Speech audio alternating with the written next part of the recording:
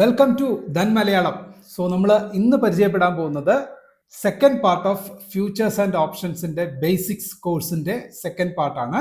അതിൽ നമ്മൾ initially what is equity, what is a stock, what is the difference between stock and share, അതിനെപ്പറ്റിയൊക്കെ നമ്മൾ detail ആയിട്ട് പഠിച്ചു. അത് കഴിഞ്ഞിട്ട് നമ്മൾ ഫ്യൂച്ചേഴ്സ് ആൻഡ് ഓപ്ഷൻസിൽ തന്നെ 4 തരം ഫ്യൂച്ചേഴ്സ് ഉണ്ടെന്നും, നാല് ഡെറിവേറ്റീവ്സ് 4 തരം ഉണ്ടെന്നും, ഡെറിവേറ്റീവ്സ് ഏതൊക്കെയാണെന്നുള്ള കാര്യങ്ങൾ നമ്മൾ പഠിച്ചു. ഇപ്പോൾ ഒരു നമ്മൾ പഠിക്കാൻ പോകുന്ന ടോപ്പിക് എന്ന് പറയുന്നത് ഫ്യൂച്ചേഴ്സ്. What is futures? ഒരുപാട് പേര്, ഈവൻ ഇന്നലെ പോലും എനിക്ക് ഒരു മെമ്പർ മെസ്സേജ് അയച്ചു ചോദിച്ചു, സാർ ഫ്യൂച്ചേഴ്സ് എന്ന് പറഞ്ഞാൽ എന്താണ്, എങ്ങനെ ഫ്യൂച്ചേഴ്സ് ബൈ ചെയ്യും, ഫ്യൂച്ചേഴ്സിനെ എങ്ങനെ ട്രേഡ് ചെയ്യും എന്ന് ചോദിച്ചിട്ട് വളരെ നിഷ്കളങ്കമായ രീതിയിൽ ഒരു ചോദ്യം ചോദിച്ചു. അപ്പോൾ നമ്മുടെ ട്രേഡേഴ്സിൻ്റെ ഇടയിൽ ഇപ്പോഴും ഫ്യൂച്ചേഴ്സ് എന്നാൽ എന്ത്, ഓപ്ഷൻസ് എന്നാൽ എന്തെന്ന് പോലും അറിയാത്ത ഒരുപാട് ബിഗിനേഴ്സ് ഉണ്ട്. സോ അവർക്ക് വേണ്ടിയിട്ടാണ് മെയിൻലി ഈ ഒരു വീഡിയോ ഞാൻ ഡെഡിക്കേറ്റ് ചെയ്യുന്നത്. തീർച്ചയായിട്ടും നിങ്ങളത് കണ്ട് നല്ലതുപോലെ മനസ്സിലാക്കാൻ ശ്രമിക്കുക. എന്നാൽ കഴിയുന്ന രീതിയിൽ ഞാൻ പെർഫെക്റ്റ് ആയിട്ട് നിങ്ങൾക്ക് പറഞ്ഞു തരാൻ ശ്രമിക്കും. സോ വാട്ട് ഈസ് ഫ്യൂച്ചർ എന്നുള്ളതാണ് ഇന്നത്തെ ടോപ്പിക്. ഫ്യൂച്ചർ എന്ന് പറയുന്നത് എന്താണ്? ഇറ്റ്സ് എ ഡെറിവേറ്റീവ് കോൺട്രാക്റ്റ് ആണ്. ഡെറിവേറ്റീവ് എന്ന് പറയുമ്പോൾ എന്തിൽ നിന്ന് ഡിറൈവ് ചെയ്യുന്നു? ഒരു അണ്ടർലൈങ് അസറ്റ് വേണം. നമ്മൾ കഴിഞ്ഞ ക്ലാസ്സിൽ പറഞ്ഞ പോലെ ഒരു നാളികേരത്തിൽ നിന്ന് നമുക്ക് തേങ്ങ എണ്ണ അല്ലേ, നാളികേരത്തിന്റെ ഓയിൽ, കോക്കനട്ട് ഓയിൽ നമുക്ക് ഉണ്ടാക്കണമെങ്കിൽ നമ്മൾ നാളികേരം കൂടിയേ തീരത്തുള്ളൂ അല്ലെ. അപ്പൊ നാളികേരത്തിൽ നിന്നും കോക്കനട്ട് ഓയിൽ എന്ന് പറയുന്ന സാധനം എക്സ്ട്രാക്ട് ചെയ്തെടുത്തു എന്ന് പറയുന്നത് പോലെ ഈക്വിറ്റിയിൽ നിന്നാണ് നമ്മൾ എന്തിനെ എക്സ്ട്രാക്ട് ചെയ്യുന്നത്? ഫ്യൂച്ചറിനെ എക്സ്ട്രാക്ട് ചെയ്യുന്നത്. അപ്പൊ എന്താണ് difference between equity and future എന്നുള്ള കാര്യം നമുക്ക് മനസ്സിലാക്കുക. ഓൾമോസ്റ്റ് രണ്ടും ഓൾമോസ്റ്റ് ഒരു സിമിലർ ട്രാക്കിൽ സഞ്ചരിക്കുന്നവരാണ്. അതിന്റെ വ്യത്യാസം ഇത്രയേ ഉള്ളൂ. ഞാൻ അതൊരു ലോജിക്കൽ എക്സ്പ്ലനേഷൻ തരാം. ഇപ്പോൾ trader A and trader B. Okay, trader A എന്ന് പറയുന്നത് 10 ലക്ഷം രൂപ കയ്യിലുണ്ട്.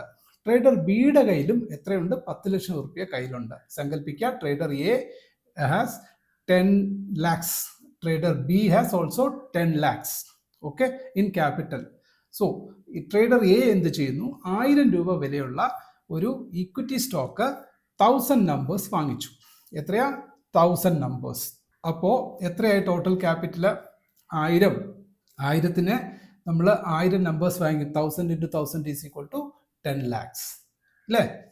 അപ്പോൾ അങ്ങനെ എന്ത് സംഭവിച്ചു? 1000 ഷെയർസ് അദ്ദേഹം വാങ്ങിച്ചു. അപ്പോൾ അദ്ദേഹത്തിന്റെ വ്യൂ എന്താണ്? മാർക്കറ്റ് 1 മാസം കഴിയുമ്പോഴോ 2 മാസം കഴിയുമ്പോഴോ അല്ലെങ്കിൽ 3 മാസം കഴിയുന്നതിനുള്ളിൽ ഈ 1000 എന്ന് പറയുന്നത് 1100 മാറാൻ സാധ്യതയുണ്ട് എന്നുള്ളൊരു വ്യൂ പോയിന്റിൽ അദ്ദേഹം വാങ്ങിച്ചു വെച്ചു എന്ന് വെച്ചോളൂ. ഓക്കെ, അപ്പോൾ അതേമാതിരി 1 മാസം കഴിഞ്ഞു, അല്ലെങ്കിൽ അദ്ദേഹത്തിന്റെ വ്യൂ 2 മാസത്തെ വ്യൂ ആയിരിക്കാം, അല്ലെങ്കിൽ 3 മാസത്തെ വ്യൂ ആയിരിക്കാം. നിങ്ങൾ സങ്കല്പിക്കുക. അപ്പോൾ ഈ 1 മാസത്തിനുള്ളിൽ തന്നെ അദ്ദേഹത്തിന് എത്ര കിട്ടി? അത് 1100 മാറി. അങ്ങനെയാണെങ്കിൽ 10 ലക്ഷം രൂപ ഇൻവെസ്റ്റ് ചെയ്ത ആൾക്ക് 1000 രൂപ വിലയുള്ള ഷെയർ 1100 മാറുമ്പോൾ ആ 100 രൂപ ലാഭമല്ലേ? അപ്പോൾ 100 രൂപ ലാഭം എന്ന് പറയുമ്പോൾ എത്രയായി? 100 into 1000 എന്ന് പറയുമ്പോൾ വീണ്ടും 1 ലക്ഷം രൂപ ലാഭം. 10 ലക്ഷം രൂപ ഇൻവെസ്റ്റ് ചെയ്തു, അദ്ദേഹത്തിന് ലാഭം എത്ര കിട്ടി? 1 ലക്ഷം രൂപ ലാഭം കിട്ടി. ഓക്കെ, ഇനി ഇതേ ട്രേഡർ ബി എന്ത് ചെയ്തു? അദ്ദേഹത്തിന്റെ കയ്യിൽ 10 ലക്ഷം രൂപ ക്യാപിറ്റൽ ഉണ്ട്. പക്ഷെ അദ്ദേഹം എന്ത് ചെയ്തു? ഈ ട്രേഡർ എ വാങ്ങിച്ച 1000 രൂപ വിലയുള്ള അതേ സ്റ്റോക്ക് തന്നെ അതിന്റെ ഫ്യൂച്ചേഴ്സ് മേടിച്ചു. 1 മാസത്തെ കഴിഞ്ഞ് എക്സ്പയർ ആകുന്ന ഫ്യൂച്ചർ മേടിച്ചു. ഓക്കെ, അതിന് അദ്ദേഹം കൊടുക്കേണ്ടി വന്ന തുക എത്രയായിരുന്നു? അദ്ദേഹത്തിന് 10 ലക്ഷം കൊടുക്കേണ്ടി വന്നില്ല. ഫ്യൂച്ചർ കോൺട്രാക്റ്റിൽ ഏർപ്പെടാൻ അദ്ദേഹത്തിന് ചിലവായത് അപ്രോക്സിമേറ്റ്ലി 2 ലക്ഷം രൂപയെ ചിലവായിരുന്നു. സങ്കല്പിക്കുക, ബാലൻസ് 8 ലക്ഷം രൂപ എവിടെയുണ്ട്? അദ്ദേഹത്തിന്റെ അക്കൗണ്ടിലുണ്ട്. അദ്ദേഹം വേണമെങ്കിൽ ക്യാഷ് കൊടുത്ത് വാങ്ങാമായിരുന്നു. പക്ഷേ അദ്ദേഹം എന്ത് ചെയ്തു? അദ്ദേഹം ഫ്യൂച്ചർ മേടിച്ചു. എത്ര രൂപയ്ക്ക്? 2 ലക്ഷം രൂപ ആദ്യം അഡ്വാൻസ് കൊടുത്തിട്ട് ആ ഫ്യൂച്ചർ കോൺട്രാക്ട് മേടിച്ചു. ഫ്യൂച്ചർ കോൺട്രാക്ടിന്റെ ആ കോൺട്രാക്റ്റിൽ ഏർപ്പെടുമ്പോൾ ഉള്ള ലീഗൽ വശം എന്താണ്? 2 ലക്ഷം രൂപ ഞാനിത് അഡ്വാൻസ് തരുന്നു, ബാലൻസ് എമൗണ്ട് 1 മാസം കഴിയുമ്പോൾ ഇന്ന തീയതിക്കുള്ളിൽ ഞാൻ ബാലൻസ് എമൗണ്ട് എത്ര രൂപ? ഇന്നത്തെ വില എത്രയാണോ 1000 രൂപ, ആ വില ഞാൻ നിങ്ങൾക്ക് തന്നിട്ട് അപ്പോൾ ബാലൻസ് അപ്പോൾ എത്ര? 8 ലക്ഷം രൂപ. 8 ലക്ഷം രൂപ ഞാൻ ഒരു മാസം കഴിഞ്ഞ് തരാം എന്നുള്ള കോൺട്രാക്റ്റിൽ ഏർപ്പെടുകയാണ് ചെയ്തത്. മറ്റേ ട്രേഡർ എ എന്ത് ചെയ്തു? കയ്യിലുള്ള 10 ലക്ഷം രൂപ ആദ്യമേ തന്നെ ഫുൾ കൊടുത്ത് ഫുള്ളായിട്ട് ഈക്വിറ്റി മേടിച്ചു വെച്ചു, സ്റ്റോക്ക് മേടിച്ചു വെച്ചു. ഇദ്ദേഹം എന്ത് ചെയ്തു? ഞാൻ ബാലൻസ് എമൗണ്ട് പിന്നെ തരാം എന്ന് പറഞ്ഞ് ആദ്യം അഡ്വാൻസ് കൊടുത്തിട്ട് അതേ 1000 സ്റ്റോക്ക് അദ്ദേഹവും മേടിച്ചു വെച്ചു. ഇതാണ് ഈക്വിറ്റിയും ഫ്യൂച്ചറും തമ്മിലുള്ള ബേസിക് ആയിട്ടുള്ള ഡിഫറൻസ്. സിമ്പിളായിട്ട് ഇനി ഒന്നുകൂടി പറഞ്ഞാൽ, ഒരു പ്രോപ്പർട്ടി 1 കോടി രൂപ വിലയുള്ള ഒരു പ്രോപ്പർട്ടി, ഒരു മനുഷ്യൻ പ്രോപ്പർട്ടി കാണുന്നു, എല്ലാം ഇഷ്ടപ്പെടുന്നു, അപ്പം തന്നെ എന്താ പറയുന്നു, സെല്ലറും ബയ്യറും തമ്മിൽ ഒരു കരാറിൽ ഏർപ്പെടാതെ തന്നെ നേരെ സ്ട്രെയിറ്റ് അവേ കയ്യിലുള്ള 1 കോടി രൂപ എൻ്റെ കയ്യിലുണ്ട്, ഞാൻ ഇപ്പം തന്നെ തരാം, നമുക്ക് നാളെ തന്നെ രജിസ്ട്രേഷൻ ചെയ്യാമെന്ന് പറഞ്ഞിട്ട് അദ്ദേഹം ഇമ്മീഡിയറ്റ്ലി ആ കാശ് കൊടുത്ത് രജിസ്റ്റർ ചെയ്ത് ആ പ്രോപ്പർട്ടി സ്വന്തമാക്കുന്നു. ഇനി ഇതേ സിനാരിയോയിൽ വേറൊരു കക്ഷി എന്ത് ചെയ്യുന്നു? അതേമാതിരി 1 കോടി രൂപ വിലയുള്ള പ്രോപ്പർട്ടി അദ്ദേഹം കാണുന്നു, കണ്ടതിന് ശേഷം കയ്യിൽ ഞാനിപ്പോൾ 20 lakhs അഡ്വാൻസ് തരുന്നു, ബാലൻസ് 80 lakhs ഞാൻ 1 മാസം കഴിഞ്ഞ് തരാം, അല്ലെങ്കിൽ 2 മാസം കഴിഞ്ഞ് തരാം, അല്ലെങ്കിൽ 3 മാസം കഴിഞ്ഞ് തരാം എന്ന് പറഞ്ഞ് ചുമ്മാ തരാമെന്ന് പറഞ്ഞിട്ട് അവർ പോവുകയാണോ ചെയ്യുക? അങ്ങനെ അഡ്വാൻസ് കൊടുക്കുന്ന സാഹചര്യം വരുമ്പോൾ എന്താ സംഭവിക്കുന്നത്? നോർമലി അവിടെ ഒരു കരാർ ഒപ്പിടേണ്ടി വരും അല്ലേ? അഡ്വാൻസ് കരാർ അല്ലേ, അല്ലെങ്കിൽ അഡ്വാൻസ് എഗ്രിമെന്റ് എന്ന് പറയും നമുക്ക്. ആ അഡ്വാൻസ് എഗ്രിമെന്റിൽ എന്തൊക്കെ ഉണ്ടായിരിക്കും? ഇന്ന പാർട്ടി ഇത്ര രൂപയുടെ വസ്തു, ഇത്ര ടോട്ടൽ വില ഇത്രയാണ്, അതിൽ ഞാൻ ഇത്ര രൂപ 20 lakhs ഞാൻ അഡ്വാൻസ് കൈപ്പറ്റുന്നു, ബാലൻസ് 80 lakhs ഞാൻ ഇന്ന ദിവസം ഇദ്ദേഹം എനിക്ക് തരാമെന്ന് സമ്മതിച്ചു കൊള്ളുന്നു, അല്ലെങ്കിൽ വാങ്ങുന്ന ആളെ ഞാൻ ഇന്ന തുക കൊടുത്ത്, ഞാനോ അല്ലെങ്കിൽ വേറെ ആരെങ്കിലോ ഇന്ന തുക കൊടുത്ത് ഞാനിത് വാങ്ങിച്ചു കൊള്ളാം, ഈ കോൺട്രാക്റ്റിൽ ഞാൻ എന്താ പറയുക വീഴ്ച വരുത്തി കഴിഞ്ഞാൽ എനിക്ക് ഈ കാശ് തിരിച്ചു കിട്ടത്തില്ല എന്നൊക്കെ ആയിരിക്കും എഗ്രിമെന്റ്. സോ വാട്ട് എവർ, അതിന്റെ ബാക്കിയുള്ള വശങ്ങളിലേക്കൊന്നും പോകണ്ട, ഇതല്ലേ എഗ്രിമെന്റ് എന്ന് പറയുന്നത്.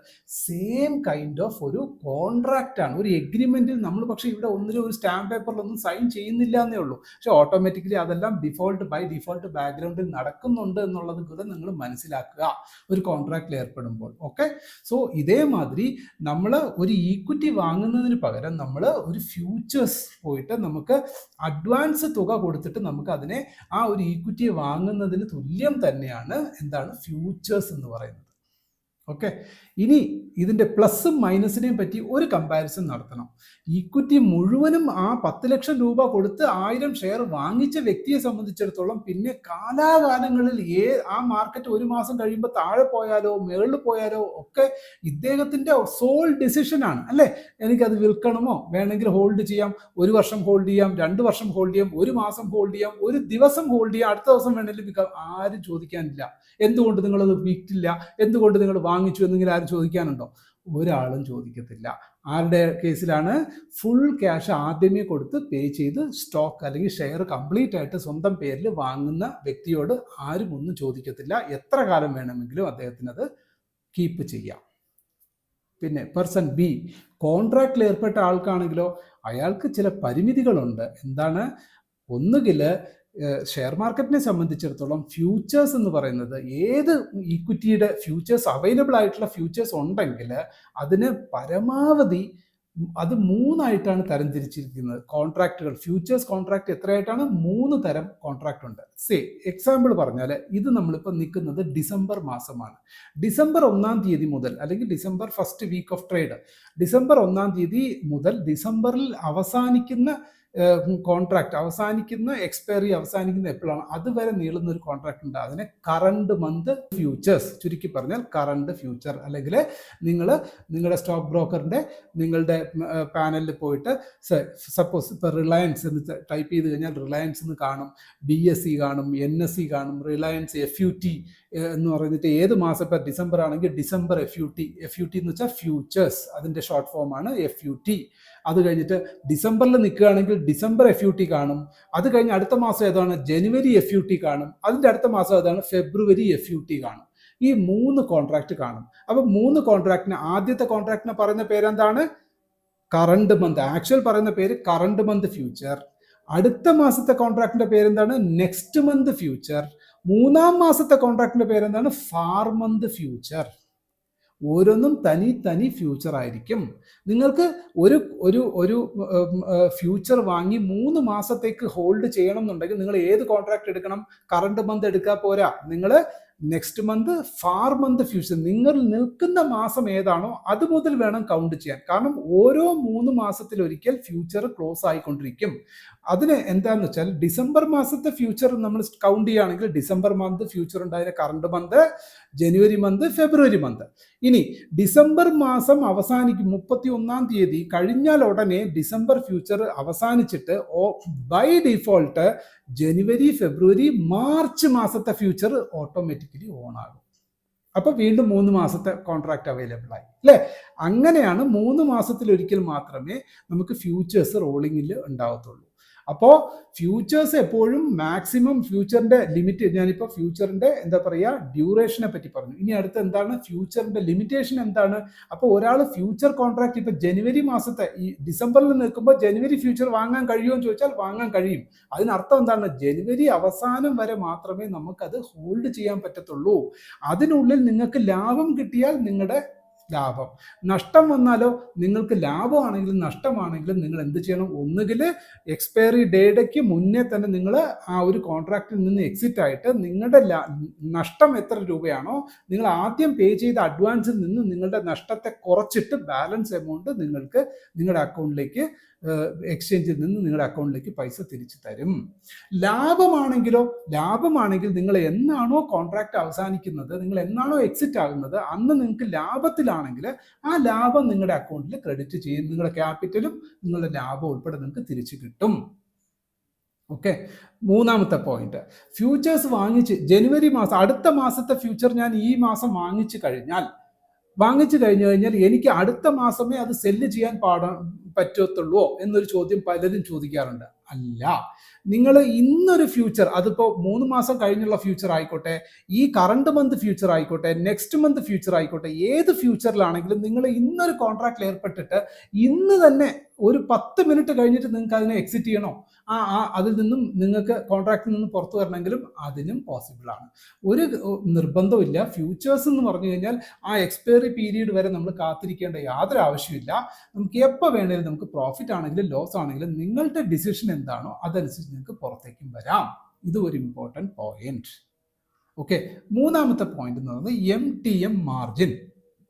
ഫ്യൂച്ചേഴ്സ് എന്ന് പറയുന്നത് mark to market. Please note, MTM is equal to mark to market എന്ന് പറഞ്ഞാൽ ഇത്രയേ ഉള്ളൂ കാര്യം. എന്തുകൊണ്ടാണ് ഞാൻ ആദ്യം ഒരു കാര്യം പറഞ്ഞത്? 10 ലക്ഷം രൂപ കയ്യിലുള്ള ഒരു വ്യക്തി, അദ്ദേഹം 10 ലക്ഷം രൂപ കൊടുത്ത് ഷെയർ വാങ്ങിച്ചു.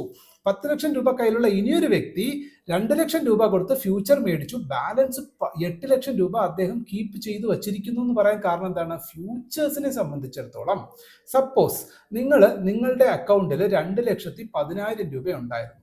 അതേ ഫ്യൂച്ചർ നിങ്ങളും ഒരു ലോട്ട് ഫ്യൂച്ചർ, നിങ്ങൾക്ക് വില എത്ര? 2 ലക്ഷം രൂപയാണെന്ന് വെച്ചോളൂ. അപ്പൊ നിങ്ങൾക്ക് അത് വാങ്ങാൻ പറ്റുമോ? അക്കൗണ്ടിലുണ്ട് 2,10,000 ഉണ്ട്, അതുകൊണ്ട് എനിക്ക് തീർച്ചയായിട്ടും നമുക്കത് വാങ്ങാൻ പറ്റും.